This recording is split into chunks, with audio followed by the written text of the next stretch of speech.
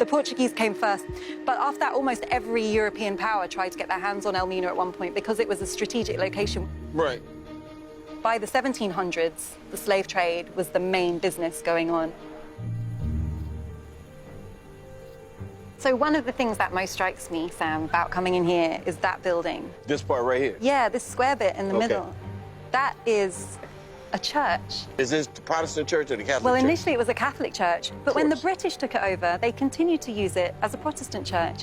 All of these Europeans thought that it was compatible to conduct this absolutely horrific trade in the dungeons of this building. And at the same time, these guys were going into church and saying their prayers every day.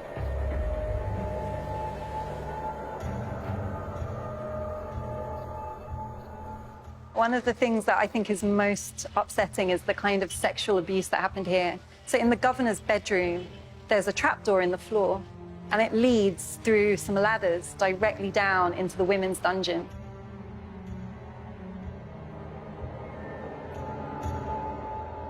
One of them would be selected and brought straight up to the officer's bedroom, washed, because they were kept in a state of filth down there.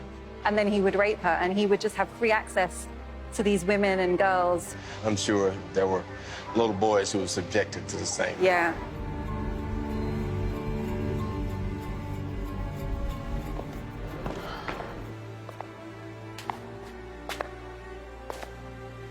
This is where people who were enslaved were held until it was time for them to be shipped out onto vessels waiting here. This is the door of no return. And once they passed this point, it was the end of life as they knew it. It was the end of their culture. Their names would be changed. They would have a life of forced labor. Their children and their children's children would be born into slavery. And so this was really the end of their freedom.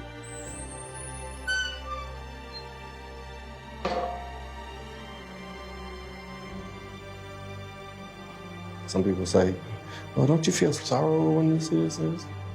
Still a feeling of anger for me. Yeah. Oh, okay. This is what it is. This is Yeah. man's inhumanity to man, and this is almost like the capital of it. It is. Yeah.